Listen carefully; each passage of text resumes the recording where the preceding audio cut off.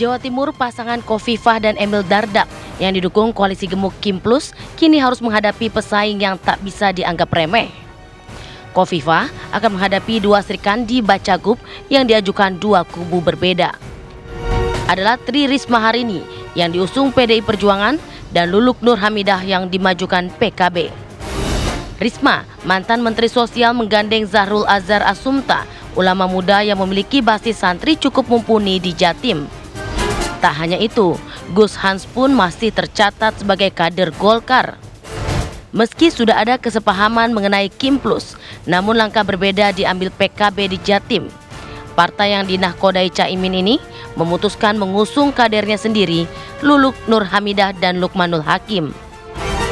PKB sepertinya cukup percaya diri, terlebih pada Pileg 2024, PKB menjadi penguasa DPRD Jatim dengan 21 kursi. Basis masa Nahdliyin dan umat Islam yang dominan di Jatim akan menjadi rebutan ketiga pasang cagup yang berlaga di Jatim. Pertanyaan pun mencuat, akankah suara NU dominan kepada salah satu pasangan? Ataukah majunya Lulu sebagai strategi PKB untuk memecah suara Khofifah dan memberi peluang Risma unggul? Tim TV One mengabarkan. Ya, seru nih kalau kita membahas Pilkada Jawa Timur. Ada 3 Sri Kandi di sana, ya, berbeda dengan pemilu-pemilu sebelumnya. Alfat, langsung aja kita bahas. Sudah hadir di studio ada Bang Henry Satrio, analis politik Kedai Kopi. Assalamualaikum, selamat pagi Bang. Waalaikumsalam warahmatullahi wabarakatuh. Indonesia. Merah putih harus bajunya Bang. Ya habis ngomongin NU kan. Jadi hijau deh. Nggak sendirian Bang Hensat ya, sudah tergabung juga bersama kami. Dia ada Pak Sukowidodo. Sukowidodo, di analis politik dari Universitas Erlangga Surabaya. Selamat pagi Pak Sukowidodo. Pagi Mas Hendri, sehat semua. Selamat pagi. Siap, Prof. Alhamdulillah sehat. Sehat, Prof. Nah, saya mau ke Bang Hensat dulu dah. Ya. Bang, kalau lihat nih, tentu kan kita nggak bisa lepas ya kalau bahas Pilkada Jawa Timur gitu ya, dengan Nahdliyin di sana gitu. Cukup besar ceruknya. Akankah kalau kemudian kita lihat ada tiga Sri Kandi di sana ini dengan sosok yang begitu kuat juga, walaupun Khofifah nggak punya partai gitu ya, tapi dengan sebagai ketua Muslimat NU kan sosoknya juga cukup kuat. Akankah kemudian nanti ceruk Nahdliyin di Jatim ini akan terpecah atau akan tertuju pada satu pasangan saja? Gini, tadinya kan awal-awal nih hanya bicara tentang Khofifah dan Emil Dardak kan. Bahkan hampir saja kita menyaksikan ini jangan-jangan bisa Khofifah lawan Kota Kosong. Ya. Tapi terus kemudian MK berubah, muncullah dua pasangan baru kan, Bu Risma dan Lulu. Bu Lulu nih. Kalau Bu Risma tuh sempat ada desas-desus memang akan berpasangan dengan PKB gitu ya, kalau PKB-nya nekat waktu itu tuh. Tapi ternyata PKB majuin sendiri, lebih nekat lagi itu. Nah yang diajuin Bu Lulu memang kelahiran Jawa Timur, tapi dia lebih dikenal di Jawa Tengah. Terus kemudian Mas Lukmanul Hakim memang sih selalu warawiri itu, biasanya kalau ada Caimin ada dia gitu. Nah, saya bahas satu-satu lah. Memang Muslimat NU itu identik sekali dengan Khofifah. Betul. Tapi dengan adanya Lulu Hamidah, ini agak lumayan lah membawa sebuah kontestasi yang lebih sengit gitu. Karena PKB kan gantian saya PDI Perjuangan tuh sebagai pemenang pemilu di sana. Jadi akhirnya Khofifah tidak bisa melenggang terlalu nikmat gitu. Bahkan Risma selama dia menjadi Wali Kota Surabaya juga banyak sekali mendapat dukungan dari NU. Ya. Jadi kan kita berbicaranya agak beda nih, Muslimat dengan NU-nya. Muslimat ini kan nyai gitu ya, perempuan NU tuh adanya di Muslimat. Memang Khofifah ketuanya, tapi kita ada beberapa hal yang terjadi memang kan sebelum Pilpres waktu itu kantornya sempat digeledah dan lain-lain. Suara NU di Jawa Timur lumayan besar. Jadi dari sekitar 40-an juta sampai 70-an juta itu ada 24 jutaan lah di Jawa Timur tuh. Sementara pemilih Jawa Timur tuh 31 sampai 32 juta lah. Jadi memang deket tuh mayoritas tuh bisa dibilang NU di sana. Sehingga nanti pertarungannya ya memang rame gitu. Khofifah tadinya bisa mengklaim kan, bisa jadi suara perempuan di Jawa Timur tuh banyak ke dia, tapi dengan hadirnya 3 Sri Kandi ini jadi terpecah gitu. Mungkin akan sengit antara Khofifah dengan Bu Risma ya, tanpa mengecilkan Bu Lulu nih, karena Bu Lulu nih juga ya dia lumayan lincah lah sebetulnya tuh kalau di daerah-daerah pemenangan itu ya. Jadi ya akan menarik.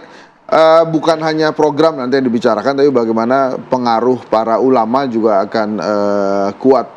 Risma ada Gus Hans yang lumayan dikenal di kalangan NU juga, dan di antara Gus Hans, Lukmanul Hakim dan Emil Dardak yang pakai Gus memang cuma pasangannya Bu Risma. Tapi belum tentu menjamin. Jadi akan menarik juga karena memang pertarungannya di Jawa Timur. Ya, Khofifah menguasai banyak partai, tapi PDI Perjuangan dan PKB adalah pemenang pileg. Gantian aja mereka tergantung tahunnya. Kalau bicara masalah Bu Lulu lah, saya tadi kalau tadi fokusnya adalah Bu Risma dan Bu Khofifah. Kalau Bu Lulu kan dari PKB nih. Nah, PKB kan suaranya adalah kantong suaranya dari Nahdliyin. Nah, tapi kalau kita lihat apa yang terjadi di PKB sekarang dengan ada gonjang-ganjing di internal, itu berpengaruh nggak dengan suara NU-nya yang kemudian ada di PKB jadi terpecah di sana, atau solid sebenarnya untuk mendukung Bu Lulu?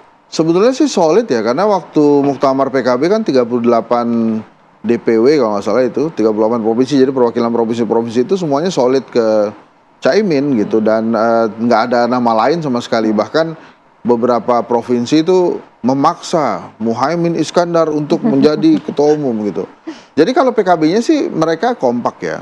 Mungkin ada suara di bawah maksudnya, Bang? Suara NU-nya? Oh, aman. Kalau menurut saya sih aman-aman aja, karena gesekan-gesekan NU-nya tuh menurut saya sih tidak terlalu kuat lagi setelah mereka mendapatkan SK Kemenkumham, terus kemudian juga Dewan Syuronya adalah Kiai Haji Ma'ruf Amin, notabene Wapres gitu ya, sehingga saya sih melihatnya bisa dijamin juga, walaupun waktu muktamar desas-desusnya ada barisan yang dikirim oleh NU Jawa Timur ke Bali. Tapi harus suruh pulang lagi tuh. Jadi harusnya sih sudah nggak ada gesekan ya. Tapi kalau kemudian dengan peristiwa muktamar kemarin NU lebih condong ke Risma ataupun ke Khofifah, ya Mbak Lulu dan Mas Lukmanul Hakim nih mungkin punya resepnya sendiri. Tapi emang terus terang waktu di muktamar, saya berapa kali ketemu dengan Mbak Lulu, bahkan Lukmanul Hakim tuh satu hotel kita. Beberapa kali ketemu di lobi, nggak ada omongan-omongan mau maju Jawa Timur. Jadi emang ini lumayan dadakan dan surprising juga. Karena Bang Insat bocor kali orangnya, jadi tahan dulu, jangan sampai tahu, jangan sampai tahu. Enggak, kelihatannya juga bukan cuma kita yang kaget, Khofifah juga kaget. Ya, menurut Anda tadi PKB cukup nekat untuk mencalonkan pasangan ini, mengapa, Bang? Ya karena kan di ujung-ujung ya, tadinya kan desas-desusnya kalau PKB itu mau berkoalisi dengan PDI Perjuangan, makanya waktu itu sempat juga desas-desusnya sampai ke Jakarta. Jadi PDI Perjuangan dan PKB akan berkoalisi di beberapa wilayah gitu ya. Salah tiganya itu Jakarta, Jawa Barat dan Jawa Timur. Tapi kan di Jakarta tidak, di Jawa Barat tidak, di Jawa Timur bahkan mencalonkan sendiri. Nggak, maksud saya ada apa dengan sosok Lulu gitu? Ya kalau Mbak Lulu kan kemarin DPR nggak jadi gitu, tapi dia masuk dalam salah satu jajaran yang penting lah di PKB ya. Mungkin kemudian Caimin ini kan pengen juga mungkin ada calonnya yang maju, maju aja lah dulu, nanti hasil belakangan ya. Mbak Lulu kelihatannya ready gitu, dan temannya Mas Lukmanul Hakim juga kelihatannya happy-happy aja gitu kan. Nah, oke deh. Kita lihat nanti hasilnya happy apa enggak nih ya. Kita ke tuan rumah deh, Mas Suko Widodo, yang paham betul sepertinya kemudian apa yang menjadi karakter dari para pemilih Jawa Timur ini seperti apa. Dengan munculnya 3 Sri Kandi ini, responnya bagaimana sih? Ini kan seperti ada pergeseran tradisi begitu, bagaimana kepala daerah yang biasanya laki-laki sekarang tiga-tiganya calonnya adalah perempuan, Sri Kandi. Bagaimana kemudian respon dari masyarakat Jawa Timur sebenarnya di sini? Mas Suko, tapi jawab saja dah ya. Kami kembali saat lagi. Tetap di sini di Apa Kabar Indonesia Pagi.